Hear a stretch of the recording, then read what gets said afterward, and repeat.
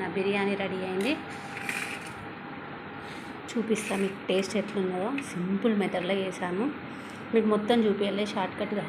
కూరగా కాలుతుంది ఫ్రెండ్స్. ఆహా, మంచి ఉడికినాయి. వేడి వేడి తినడం నాకు కష్టమే. నేను బాగా వేడి తినను ఫ్రెండ్స్.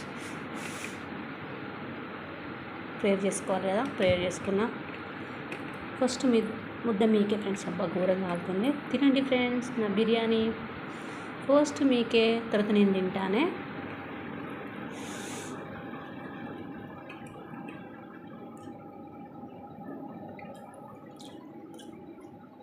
బా సూపర్ ఉన్నది ఫ్రెండ్స్.